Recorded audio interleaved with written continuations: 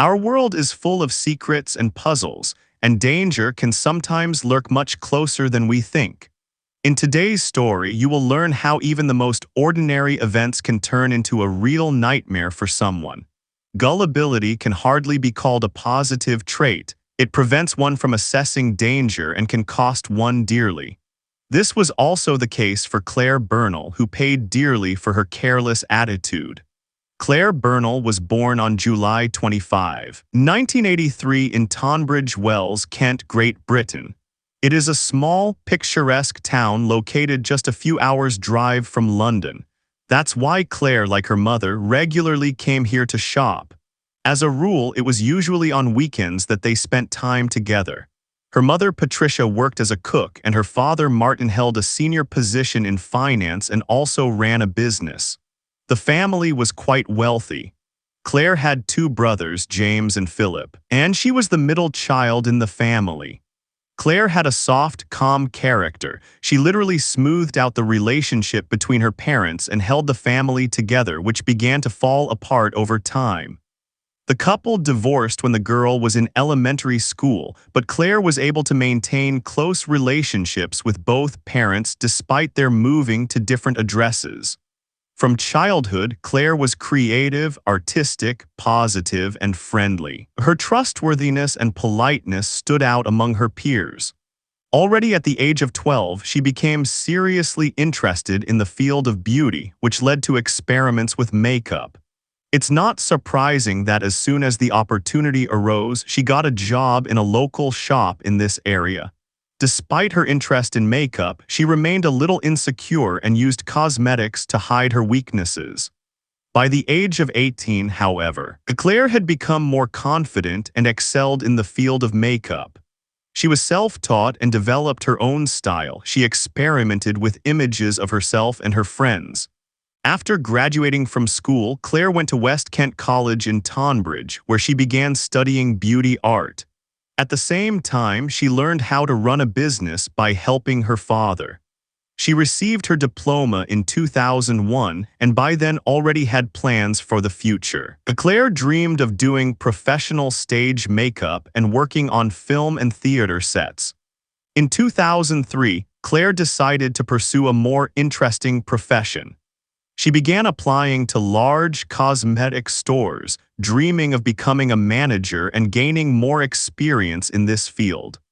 On her own initiative, she simply collected the phone numbers of the stores she liked and contacted their management with letters. This led to her being invited for an interview at Harvey Nichols in Knightsbridge, and she got a position in the La Prairie department. It was a well-known luxury brand that sold luxury cosmetics. It was one of the best London branches of this plan. Working at Harvey Nichols was a dream come true for Clare. She persuaded her friend to go to the interview together. Clare got the job without any problems. The successful interview was a turning point in her life. She moved closer to London and began working at the age of 21. Initially, she only worked part-time and then spent time with her friends. She quickly befriended her colleagues Susan and Natalie, with whom she rented an apartment to share the rent. Their apartment was about 40 minutes from work. This was mitigated by the fact that the place resembled her small hometown, which is why Clare felt very comfortable here. Everything was going well at this stage of her life. However, Clare was not yet building long-term relationships. She easily engaged in conversation with men but did not go beyond a light flirtation. She was very selective when choosing a steady boyfriend. In 2004, she was attracted to Michael Petch, who got a job as a security guard at Harvey Nichols, where she worked. He was a former soldier and originally from Slovakia. After working at the American Embassy in Bratislava, he moved to London in 2003 on a student visa. Michael worked in London, and after Slovakia joined the EU, he didn't have to worry about his papers. He received freedom of movement and could stay in Great Britain for a longer period. Michael got a job as a security guard at Harvey Nichols in 2004, where he met Clare. Initially, they communicated as friends, but by the end of January 2005, the man became active, and they began dating. At that time, he was getting divorced from his wife who lived in Slovakia. Claire decided to try and build a romantic relationship, although she had her doubts. She told her mother that she had found a boyfriend. Michael was 8 years older, and Claire was unsure if she wanted to commit her life to such an older man, even if they got along well. 30-year-old Michael had a different attitude towards life. He seemed serious about starting a family with her. Claire had her doubts. She still didn't want anything serious, but the security guard was persistent and pressured her. Michael became obsessed with Claire. Already after the first date, he confessed his love to her. Claire was shocked by this rapid development and didn't know what to say. Within 3 weeks, Claire began to feel uncomfortable. Michael was jealous of her and tried to control her completely, although they only had 3 dates. He wanted her to spend time only with him and no longer meet her friends and even her family. Claire tried with all her might to get away from her boyfriend.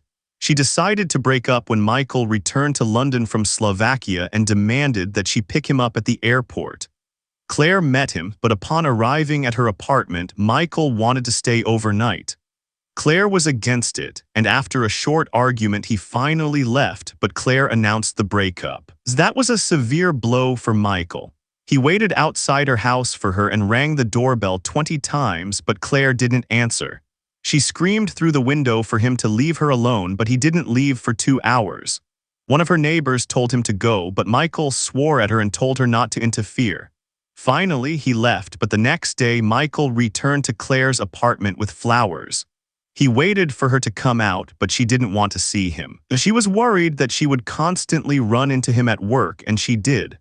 Michael seized every opportunity to be near her and tried to see Claire as often as possible. He followed her through the store. Often, she noticed him staring intently at her. The man decided to act more decisively. Several times, Michael approached her and asked her to resume the relationship, assuring her that he loved her and that she loved him. Claire shook her head negatively, but Michael kept trying. He even asked his colleagues to persuade her to talk to him. This only made her angrier. She asked him to leave her alone, but her refusal only made the situation worse. One day, after a shift at work, Michael grabbed her hand and began to confess his love to her. Claire replied that she didn't love him and walked away. At a meeting with her mother, Claire showed a photo of the man, and her mother noticed something strange in his eyes. Patricia feared that he wouldn't be a good match for her daughter, but Claire assured her mother that she had already broken up with Michael. As she had little experience with men, she decided to wait before making a decision. Her mother breathed a sigh of relief when she decided that the strange suitor was behind her. In April 2005, Claire, Susan, and Natalie moved to a new apartment in Dulwich, closer to work due to Michael's obsession. She changed her phone number. After her 22nd birthday, her mother took Claire on a trip to Italy. That summer, Claire met a new man and began a new relationship. She was overjoyed and told her family and friends that she had finally found the man she considered her husband. Everything seemed to be going well. No one expected this story to take such a tragic turn. On Tuesday, September 13, 2005, 22-year-old Claire agreed to swap shifts with one of her friends. By 7:50 p.m., most of the store's customers had already left. Her shift was nearing its end. There were only 10 minutes left until closing time. Claire politely said goodbye to some who had already left while the rest of the staff tidied up their places. She stood behind the receptionist's desk. She had to stay a little longer to finish everything before leaving. Claire and her colleague Victoria smiled at each other. But suddenly, the cheerful faces were replaced by worried ones. Something strange was happening in the store. A commotion had begun. People were running back and forth. Victoria heard screams that drowned out the sound of gunshots. The store's visitors ran into the street in a panic. No one could understand what was going on. Within minutes, police officers from the local police department rushed to West London. When the officers arrived at the scene, they saw that chaos reigned. Several witnesses reported that after the shooting, probably 2 people were dead. The police officers moved cautiously down the street with drawn weapons and entered the Harvey Nichols store. Here, a blood-soaked woman lay on the floor near the reception desk. Her face was heavily disfigured. She had been shot in the face several times. Next to her lay a man who also showed no signs of life. Judging by the position of the body and the weapon in his hand, he had voluntarily ended his life. As it turned out, the deceased was Michael Fetch, the store's security guard. He could be easily identified, but the identification of the woman was more difficult due to the extent of the injuries to her face and head. As for Michael Fetch, it was initially unclear how he had obtained the weapon and why he had massacred the woman. He had shot her in the face at close range. The victim was severely mutilated, but her colleagues identified the murdered woman as Clare Bernal.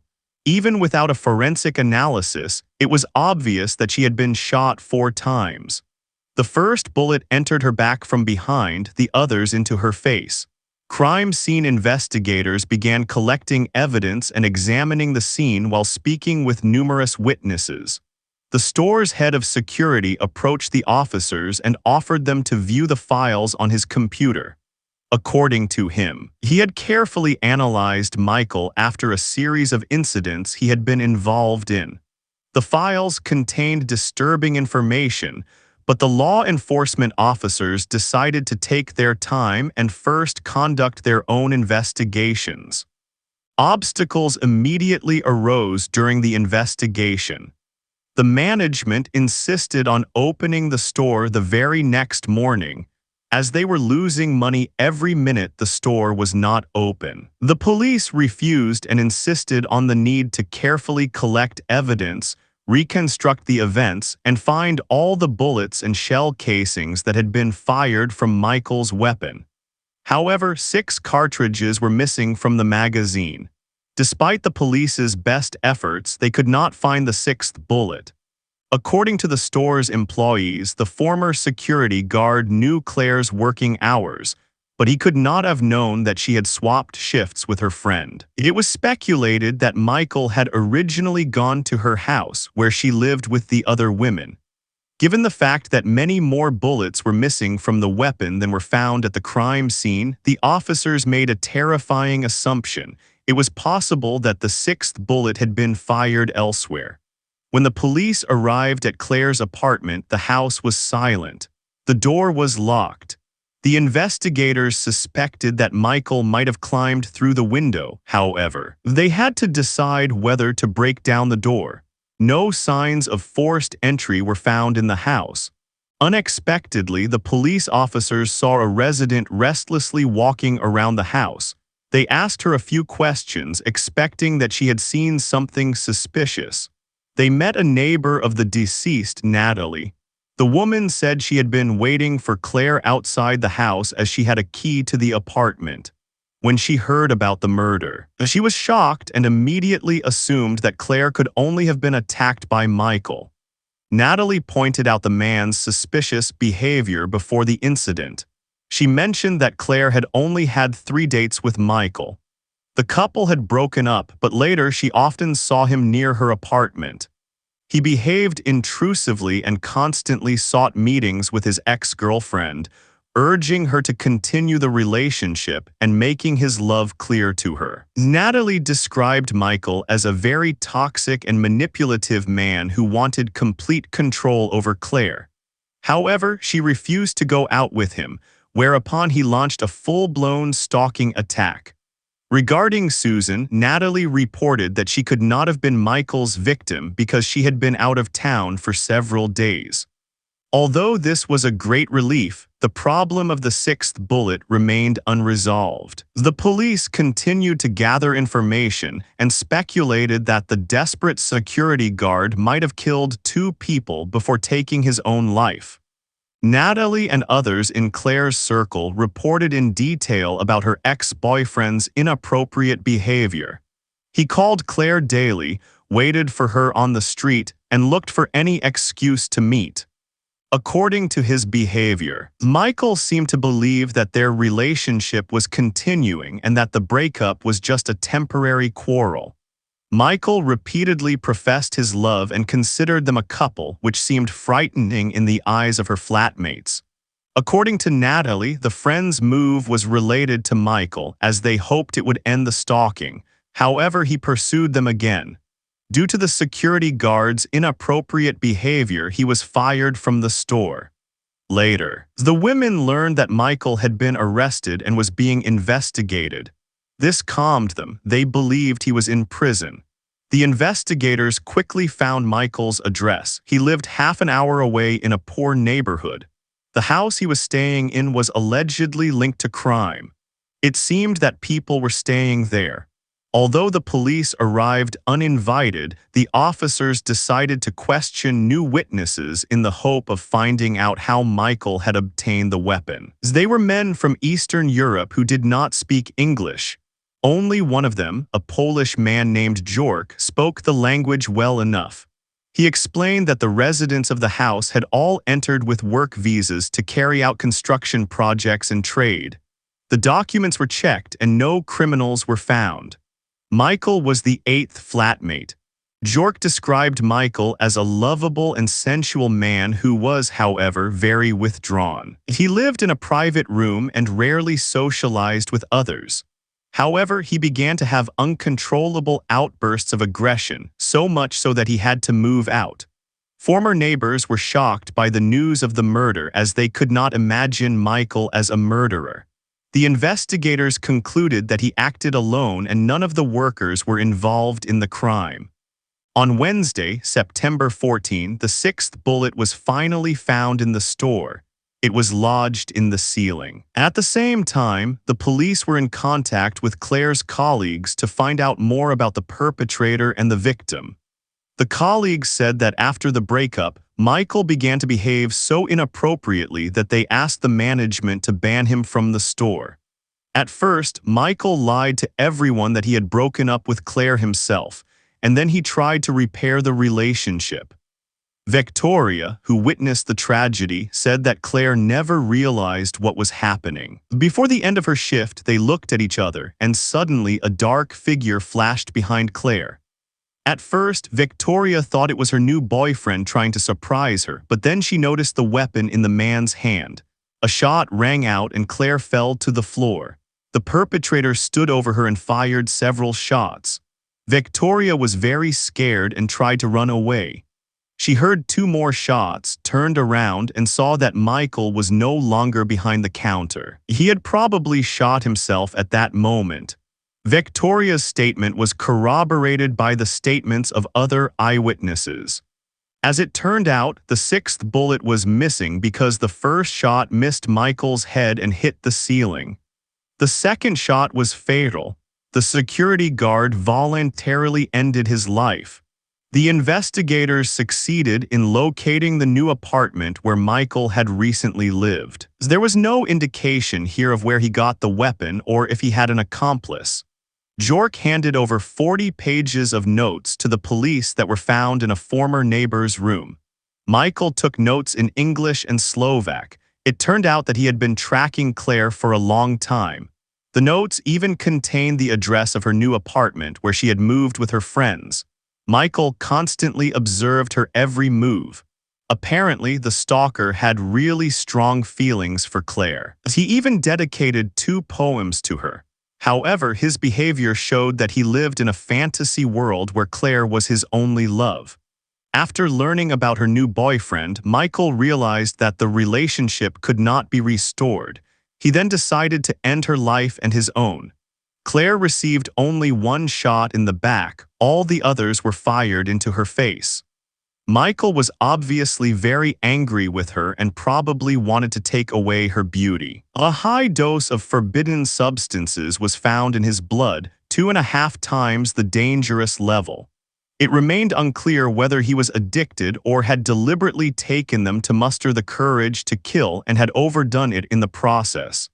Everyone who knew the story described Michael as an obsessive and inadequate person. This was particularly evident in his relationship with Claire. It took a great effort for her to break up with him, but even after that, his harassment did not stop but escalated into frightening stalking. Michael dogged her heels daily, lurked at her home and at work, and stalked her on the subway. He called up to 50 times a day and sent numerous text messages. Even when Claire ignored him, Michael did not understand the word no. As she continued to ignore him, the tone of the messages changed from declarations of love to death threats. In one, he wrote, "I will end my life if we cannot be together. If I cannot be with you, no one can." Claire was intimidated and afraid to go to work. She couldn't concentrate, often came late, and seriously considered changing jobs. Her health deteriorated due to stress. She suffered from insomnia and developed several eye infections.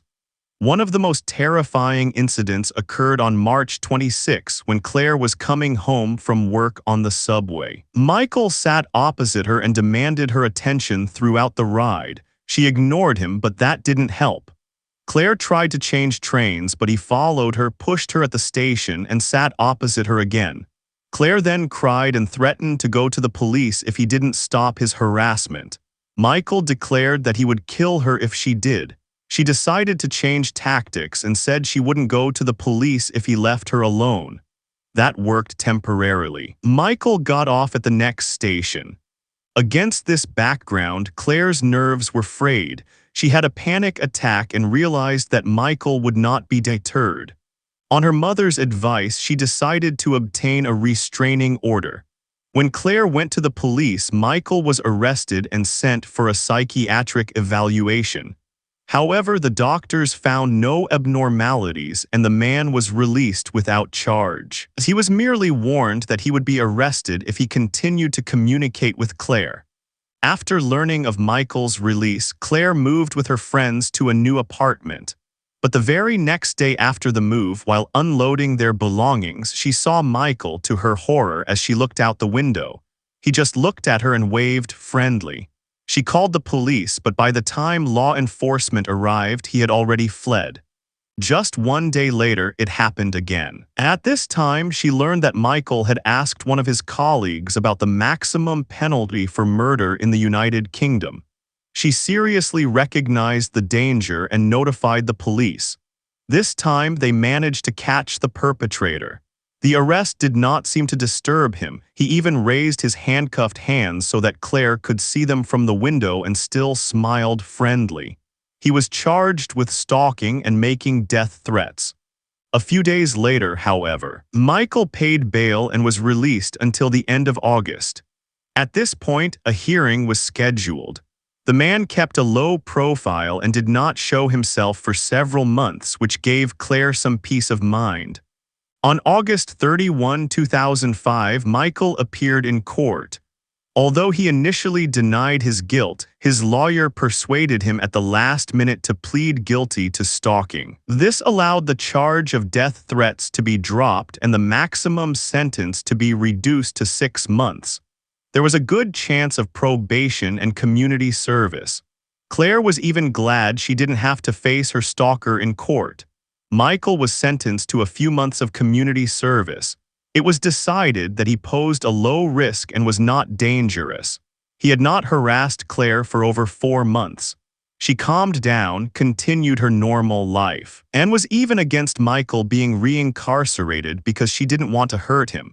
However, it turned out that during this time he was preparing for retaliation. Michael traveled to his home country and on June 8, 2005, applied for a firearm and registered for a shooting course. To obtain a weapon, a medical certificate and a reliability check were required.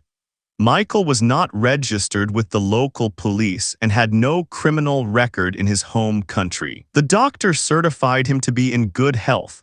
Michael exploited these loopholes and obtained a gun permit on June 14. He immediately went to a store and bought a compact semi-automatic 9mm pistol. He smuggled the weapon from Slovakia to Great Britain on August 11 on a bus. Although he was under investigation, Michael managed to sneak in undetected. Since then, he has gone underground, waiting for his court hearing on August 31. On Friday, September 16, Claire had an appointment for a job interview. She was supposed to get a position as a receptionist at her dream company. She was in a relationship with another young man but had not told him about her stalker so as not to burden him with unnecessary worries. The court's decision was astonishing.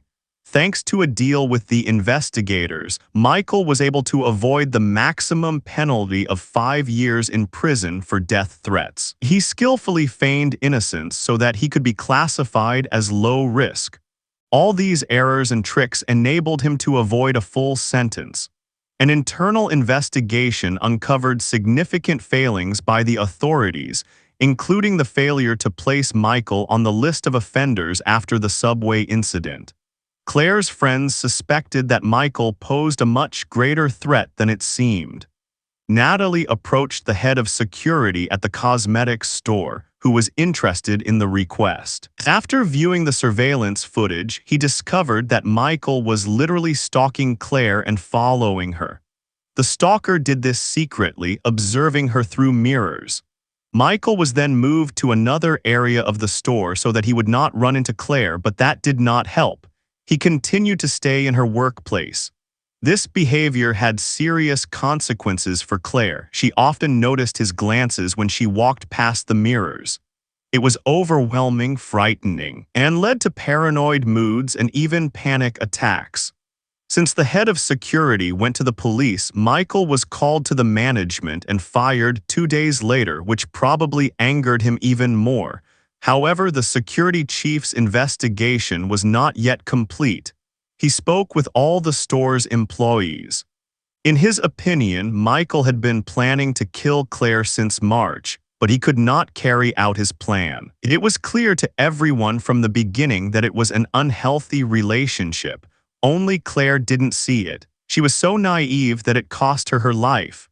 The victim's family went to court and accused the London authorities of negligence. As usual, however, the law enforcement officers were acquitted and described their work as professional. Since there were no legal issues, no one believed Michael was dangerous. According to the court, they could not have prevented Clare's death and acted strictly according to the law. After Clare's mother did not get justice, she launched her own campaign and gained the support of other women who had lost their daughters or suffered under stalkers and arbitrary actions by authorities. All of this has led to a tightening of legislation and an increase in penalties for harassment of women. The maximum penalty for these offenses is now 10 years. If you liked the video, please give it a like. It helps a lot with spread. Also, leave a comment to support the channel and recommend the video further. Subscribe to the channel so you don't miss new videos.